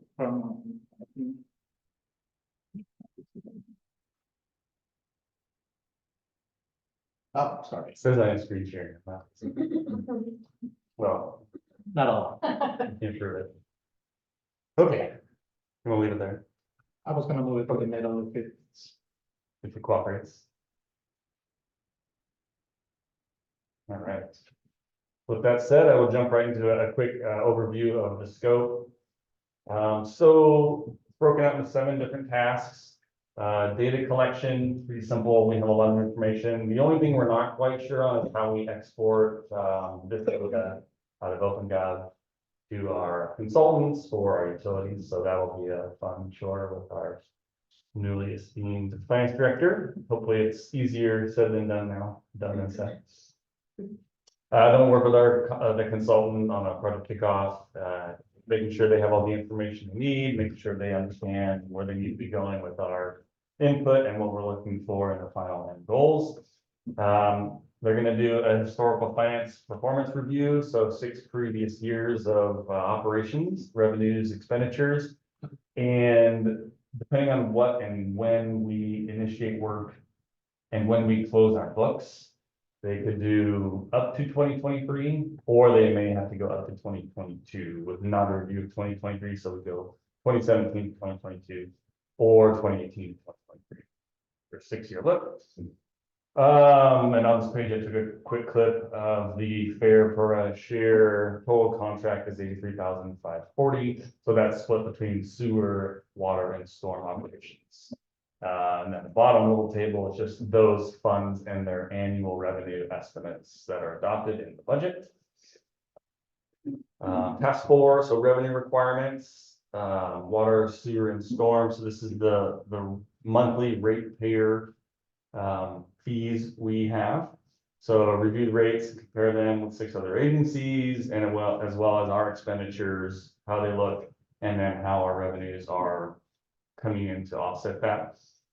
The quick snippet below is the 2021 work we did for sewer and some comparisons. Those are 6 reasonable cities. We have a latitude to select 6. Work with city administrator's office on what those 6 are, but those are fairly consistent in our past use. Task 5 is the general facility charge. That's a development related cost for one-time capital expenditures on our different utilities, as well as the buy-in share for growth, non-growth related, but existing customers for GSC work. And then we'll have council deliberations. We have 2 meetings budgeted. Obviously, we'll be sharing along the way so we don't get blown out of the water when we come to a council meeting with some closer to the final reporting, and then documentation of the draft report, final reports, and then owning the mathematical models to help us create those and check those rates and fees in the future. So schedule, we could be under contract via the next meeting, and then get all the data to the consultant by February or end of February. They would conduct the analysis. They're working with us. We would have a lot of the work done by May, reviewing the final draft, the draft plans, May, June, coming to council July through September. So then any changes, recommendations, thoughts could be considered while we begin the deliberation of the 2-year budget process. So it's a little fast paced. I'm not sure we can complete anything on time. With our previous record, we're a little behind a lot of things, but they are a pretty efficient unit. So I would expect this would be pretty clear. We have good data in OpenGov. So I don't see a whole lot of issue with what we have. So with that said, the packet is there with the draft scope and there you go. More than happy to take any questions. Thank you, Director Laniszewski and City Administrator McNabb. If we could follow the same process as the previous presentation, that would be great. Sure.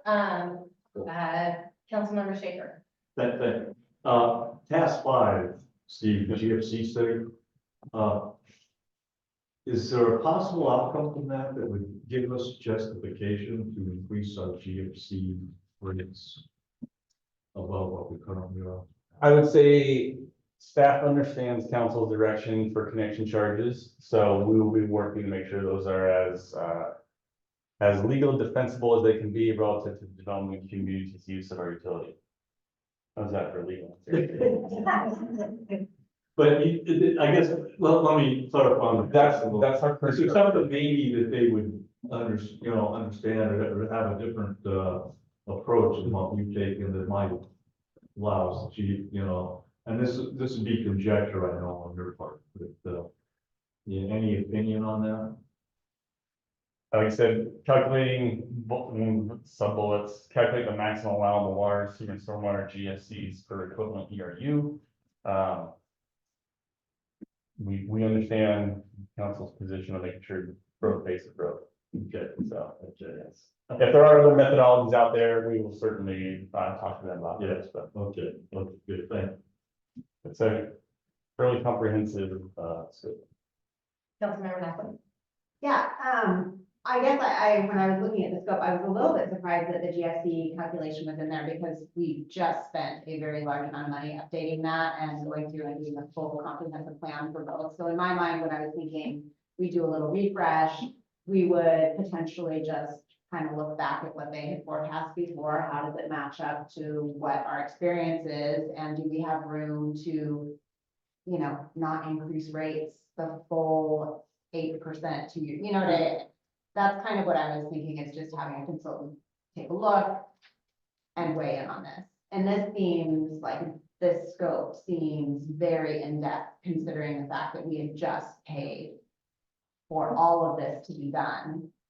2 years, a year ago. I mean, I think we just finished up with it. Maybe a year ago, we approved one of the sewer.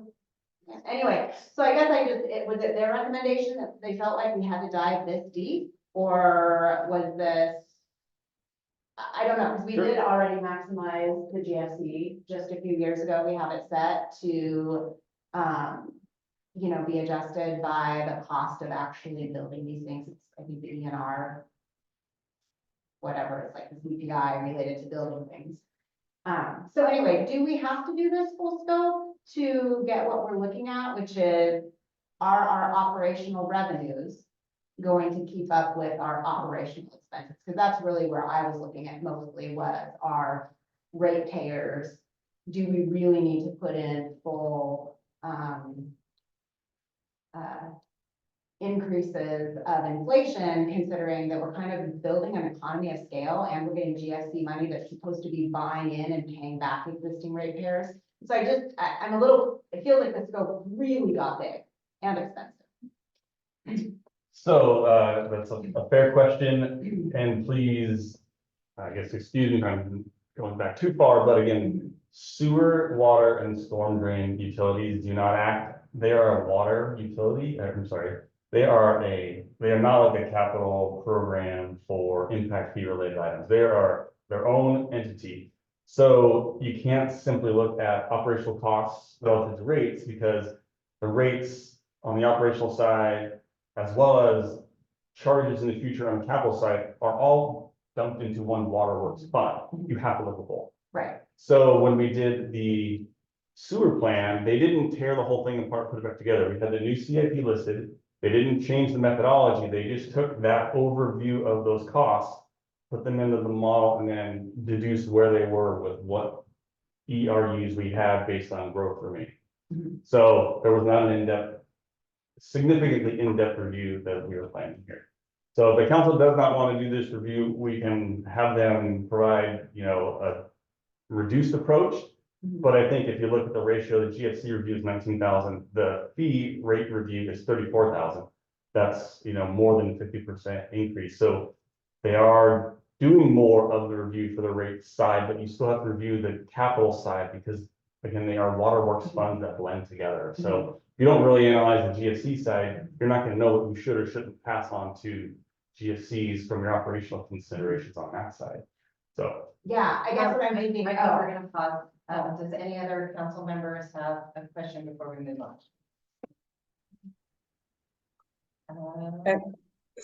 I do have a question, if there aren't any other council questions. Go ahead, Mayor. So Director Laniszewski, rates and utilities are very, very complex and have to be very tightly legally defensible. Is separating these out and reducing the scope and only analyzing one portion of rates versus doing what is being proposed here, putting us at risk for that legal defensibility issue. We haven't yet introduced our new attorney, but not to put him on the spot, covering for Daniel tonight, but I think I don't see tearing it apart, giving us much benefit and saving a whole lot of cost. I do want a quality product that everybody is happy that we ran the modeling on and feels comfortable. We got exactly what we wanted out of this, which is reviewing our rates, seeing if we're charging too much. You have to look at the strategies that may or may not be employed by the city. I think our rates might be different if we use borrowed money more than we have, which is what we don't do. So I think that could change, how the city's rate structure looks to a monthly user. Because since I've been here, we say we're gonna borrow money for water, but we haven't. So if we started to borrow more, which the council has to be bought into borrowing more, then you're paying over time on your projects. So that does move the end goal. So you probably have a little lesser cost on an annual basis because you're spreading those out over time. We tend to hold those monies, save them up so we can do the project and then do the project. So there's a big methodology here that I don't think I'm prepared to provide you analysis on, and they are talking about how and some options in those different tasks under 4 and 5 on how we could look at those.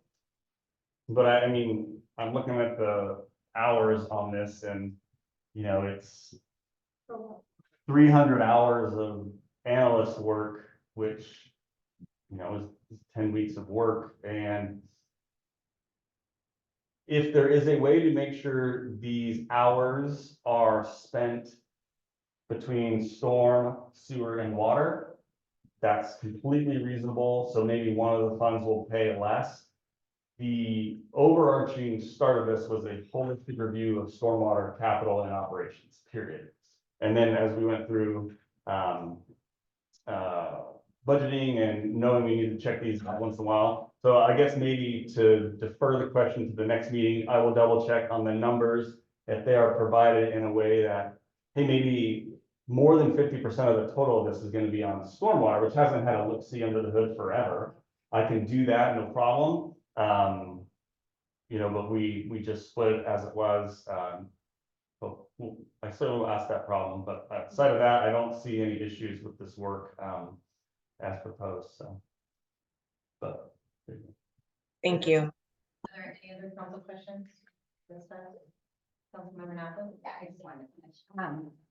So I guess that actually clarifies that a lot of this is some work that we needed to do on stormwater anyway. And because my concern is it seemed very expensive just to ask the consultant to weigh in of whether we really needed to do 2 years of 8% increase. And so if what we get out of this is we do stormwater work that needed to be done anyways. And could we get a model that then in the future, if we wanted to reassess where we were, we would not spend another $80,000. Do you know what I mean? Are we going to get a model? Because sometimes out of these financial things, you get a model that your finance department can then use to make decisions. Do you know what I'm saying? Like sometimes you'll get forecasting models where then your department can take it over. Yeah, I think the trouble you can get into on that approach is your capital programming and whatever your large costs are going to be over time. Just like you saw with, sewer, for example. Projects come out on a list of 1 through 21, and then they have a fee associated, right? So then you need to track those fees over time on an every other year basis as well to say, oh, if we thought it was gonna be $1 million now, is it still $1 million? Sure, we have an escalator, but we should be reasonably looking at reevaluating those costs from the CAP list. Oh, so that's included in this? but That's then not go back included into the project. By their work, we will look at the Oh. tables that we just updated and talk to them about adding anything to those numbers to make them current to 2024 and then be part of the map. But yeah, and I'm not approaching this in a way of just looking at the rates to see if we should or shouldn't be able to do or afford 4%. I want to understand how we're looking, how everything is trending as part of the analysis, and then making sure, that we are doing what we should be as a utility, make sure we're charging the right amount, coming up with the right approaches for annual review, and making sure we're all paying the fair share that we want to pay, whether it's rate related or GSC related, so. Yeah, it seems like a lot of money, but I don't want to say it's not, but it's pretty hard to do anything today for more dollars. Mayor Pro Tem? Could you remind me, maybe I'm trying to find if I missed it in here, how often do you look at doing something on this scale? Like how many years, Yeah. like So just you- so we could all keep in mind, because I know sometimes you're looking at a longer stretch of, Yeah. oh, they're looking at 20 years out, but obviously you're gonna do it before then, so. Yeah, you always try to have a 20-year plan, but you look in 6-year chunks, and then recently state law allowed for like your water system to go 10 years. Mhm. So these are usually 6-year cycles, but we did have approval of our water comprehensive plan to be a 10-year look, so then. In those, 0 to 10, you should also be checking your capital programs. Once you get them off your list, great, but you still have to deploy the work. And costs should be refreshed reasonably, so every 2 to 3 years. Make sure you have, fresh rates. Councilmember Schaefer? Well, I guess this is a question, although it gets back, I think, to one of Jennifer's concerns. It sounds to me like this review will also help determine if we have actually too much money in some of our utility funds. Is that true? Because we had a long discussion on that, and it's really not obvious, I don't think to any of us, if that's enough or too much or, not enough. But this should help answer that question. Is that true? I would say yes. Okay. Yeah. Okay, good, because I would like to see that answer, because, I think up to now, what at least the council has done is just, kind of conjecture, personal opinion, so that'll help support if it's enough or not enough going forward. Yeah. Or too much. Yeah, I think second bullet under task 4, you want to read that at your leisure?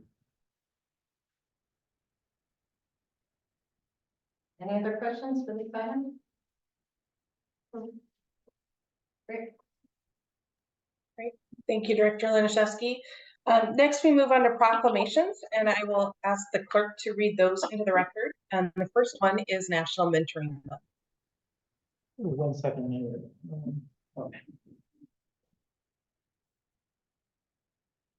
Proclamation, whereas January 2024 will mark the 22nd anniversary of National Mentoring Month, an annual campaign to focus attention on the need for mentors, as well as how each of us can work together to increase the number of mentors to help ensure positive outcomes for our young people. And whereas the City of Duval honors volunteer mentors who support young people by showing up for them every day and demonstrating their commitment to helping them thrive. And whereas mentoring programs like Youth Success Mentoring, a program of Empower Youth Network, make our communities and our state stronger by driving impactful relationships that increase social capital for young people and providing valuable support to support networks. And whereas since the COVID-19 pandemic, mentoring programs have stepped up to fill gaps for young people and families. connecting them with resources and ensuring that mentoring relationships continue.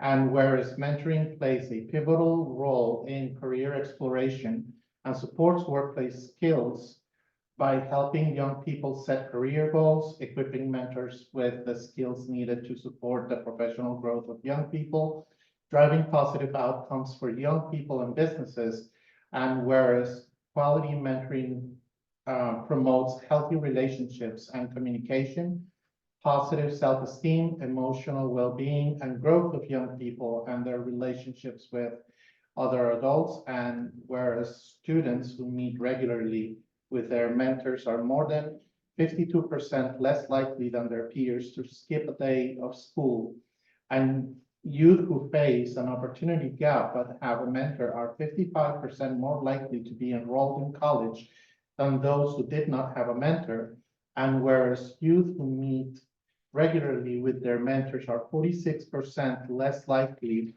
than their peers to start using drugs, and 27% less likely to stop drinking. And whereas National Mentoring Month is the time of year to celebrate, elevate, and encourage mentoring across our state and recruit caring adult mentors in the city of Duval. Now, therefore, I, Amy Oberlander, Mayor of the City of Duval, hereby proclaim January 2024 as National Mentoring Month for the City of Duval. Thank you. And next up is the proclamation for Dr. Martin Luther King Jr. Day. Proclamation. Whereas Dr. Martin Luther King Jr. dedicated his life to advancing civil rights, equality, and justice for all, inspiring generations with his vision of a world free from discrimination and filled with compassion, unity, and whereas Dr. King's tireless advocacy for nonviolent resistance and social change continues to resonate globally, serving as a beacon of hope and a catalyst for positive transformations. And whereas his profound words and actions ignited a movement that transcends boundaries of race, creed, and nationality, fostering understanding, empathy, and a commitment to building inclusive communities. And whereas on this day, we honor and celebrate the enduring legacy of Dr. Martin Luther King Jr., recognizing the enduring impacts of his teachings, bravery, and unwavering dedication to justice and equality. Now, therefore, I, Amy Oberlander, Mayor of the City of Duval, hereby proclaim January 15, 2024 as Dr. Martin Luther King Jr.'s Day. Let us commemorate this day by reflecting on Dr. King's teachings, promoting equality and justice for all, and engaging in acts of service that strengthen the bonds of unity and solidarity among all people and within the thriving and diverse community of the City of Duval. Let us strive to carry forward his legacy by embracing diversity, fostering dialogue, and working towards a world where everyone is treated with dignity, respect, and equality. Thank you. And then our third and final proclamation for the evening is National Blood Donor Month.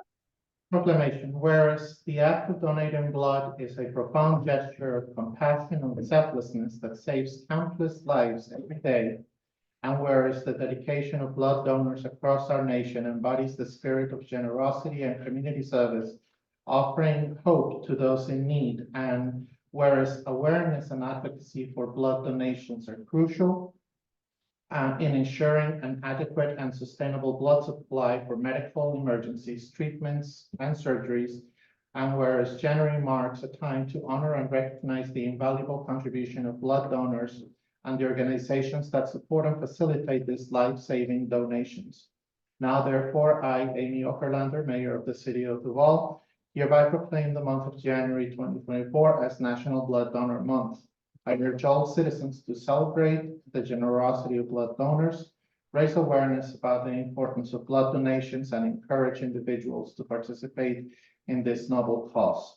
Let us join together in acknowledging the immeasurable impact of blood donors on our communities and reaffirm our commitment to supporting initiatives that promote and ensure a steady and sufficient blood supply for those in need. Thank you, Clerk Patero. And I do understand that there might be some individuals from Empower Youth Network in the audience. Is that correct tonight? Yes. Excellent. And I do apologize for not being in there in person, but if the city council and city administrator would like to join your group for a photo, that would be fantastic. Happy to take. Say anything, should we wait for comments? I think technically, let's wait till public comment. Do we go stand up for the podium? And we'll hold this as a prop, but then I'll take it back to the American side. Okay. Do you guys want to hold this? Sure. They can stand up at the podium and then council can come stand up here with you. Probably, yeah, in front of the podium. Yeah, there you go. On both sides. There you go. Jennifer, getting closer. There you go. All right, I think. Yeah, well. Everyone will wait for Councilman Schaefer. All right, 1, 2, 3, to Lahira, 1, 2, 3. Thank you. All right, thank you. And I'll take this back. She's gonna sign it, okay? Thank you all.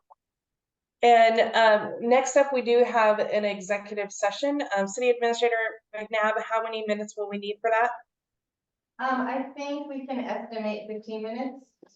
All right, so under RCW 42.30.110 sub I sub 3I, we will leave for executive session. We will have comments from the audience and approval of consent agenda after the executive session. So anyone that would like to stay for that is welcome to stay. All others will leave for executive session, and I will log off for that as well. And if we do extend beyond 15 minutes, the clerk will notify those online attendees as well as those in the audience. Thank you.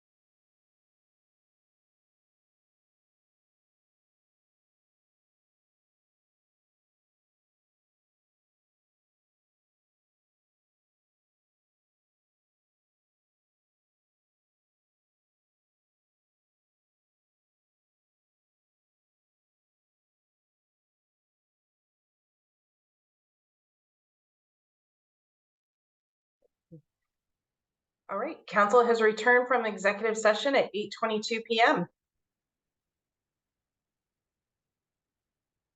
Mayor, I'd like to make a motion. Please proceed. Oh, and I just lost it. You know, no, I got, oh wait, thank you. Thank you. I hit the wrong button on my. I move that the city council, as well as any board or commission of the city which accepts public comment, accept oral public comment only from in-person meeting attendees. Further, the city will accept public comments in writing and will provide those comments to the city council or the applicable board commission following receipt.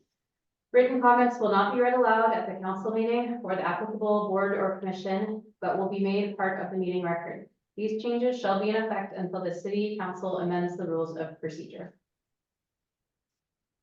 Is there a second? Second. All right, any discussion? No.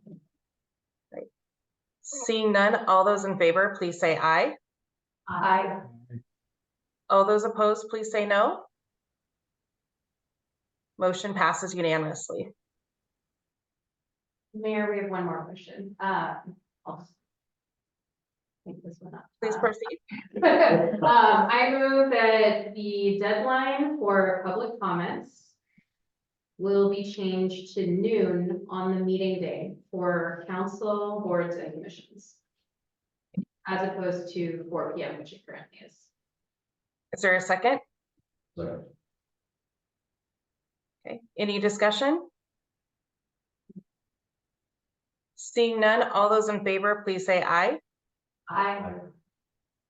All those opposed, please say no. Did I hear a no? Or was that just the room? Okay, making sure, thank you. Motion passes unanimously. Actually, Mayor, if I may, Councilmember Notland voted no on motion number 2. Oh, she did. Okay, so I heard somebody say that there wasn't anything. Okay, let the record reflect that. Moving on to comments from the audience. Do we have any comments in person this evening? We do, Mayor.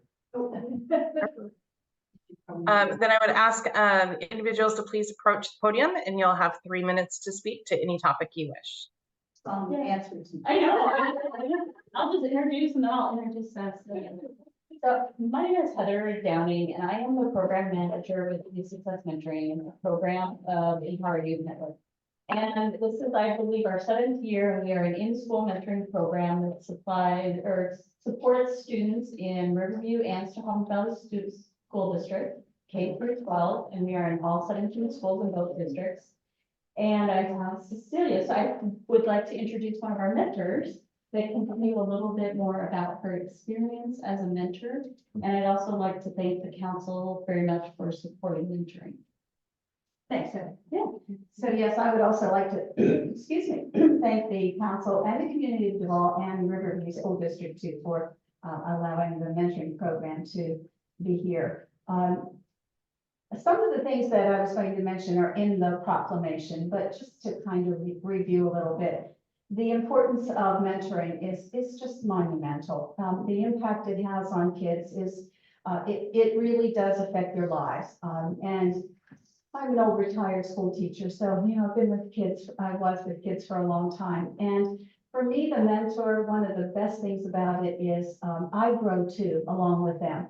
I have to work on my patience and my flexibility, because, you know, as we get older, sometimes those things are, we do need to work on them. But these kids have a trusting adult who gives them guidance and support and shares their wisdom with the student. I do have 3 students that I'm mentoring, and I told them today where I was going, and I asked them if they had something they'd like to say about the mentoring. So this is what their responses were. One of them said, when you're having a hard time at school, always remember your mentor is there for you. Another one said, mentors help kids, and I know it. And the third one said, my mentor makes me happy.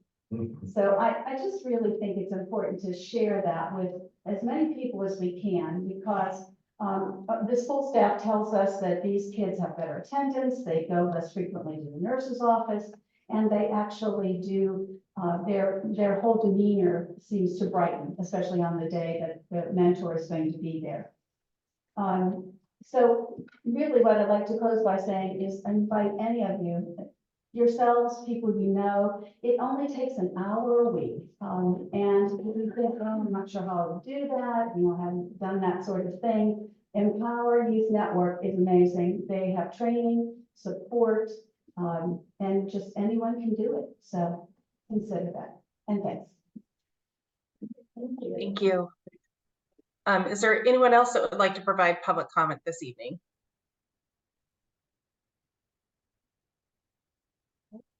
Seeing none, do we have a motion to approve this evening's consent agenda?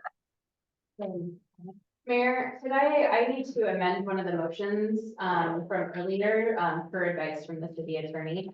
Can I do that right now? Please make a motion according to the attorney. So should I just make a new motion that would then? Okay, so I'll move to amend my former motion, making the deadline noon on the meeting day for the council, boards and commissions, that it only applies to written comments. Right. Is there a second to that? So, All right, any discussion? Seeing none, all those in favor, please say aye. Aye. All those opposed, please say no. This time, it appears the motion passes unanimously. Mayor, if I may, Councilmember Naplan voted no. Okay, I could not hear that, so thank you very much. The motion passes with 1 no vote. Now, can we have a motion to approve this evening's consent agenda? So moved. Is there a second? All those in favor, please say aye.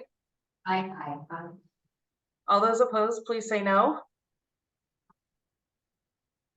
I cannot hear in the audio if there were no, so clerk, you'll have to inform me if there were any. Thank you. There were no votes. All right. The motion passes, and that is the end of our agenda. So unless there are objections, we are now. Mayor, we do have one scheduled item that we did not get to at the committee of the whole, which is council committee or other ad hoc committee reports. All right, thank you. Are there any council ad hoc or other committee reports that we've missed? Mayor, I'll go if. Okay, go ahead, Mayor Pro Tem. I think the only thing is, I would just remind council, I have one scheduled tomorrow, to have a one-on-one with me, just so I can get some feedback from you. You can just email me, call me, whatever, and I can meet in person or via phone or whatever you'd like. And then the other thing is, we have a meeting set up for Monday, January 8th at 9:30 a.m. at Rustic Cabin Coffee with a couple members of the Snoqualmie tribe. They had reached out, I think they emailed everybody, and I think I ended up being the one responding back to them. So they wanted to meet with some members of the city council instead of like a recurring type thing. So this is just an introduction. It's just to get to know them. And so I'm going, and then if we could have at most 2 more, so we can't have a quorum. what was that? Monday, January 8th, so next Monday. And I can follow up offline too. You can just let me know if you'd like to, but yep. Yeah, yeah. Okay, so again, I'll send an email to you. I meant to respond. Yeah. Well, I reached back to her and, and she's kind of doing this with every city in the valley. She just wants to get a little more contact with everyone. So it won't be a one-time thing. So if you miss out on this one, it's okay. There will be others. So yeah, that's all I have. I might be able to, so. if you want to- Okay. I'll email you guys. All right, thank you. Any other reports that were missed? Not seeing any. So with that, unless there are objections, we are adjourned. Thank you all. I felt like a flip flop out here. Oh, man. We got there. If you wanted.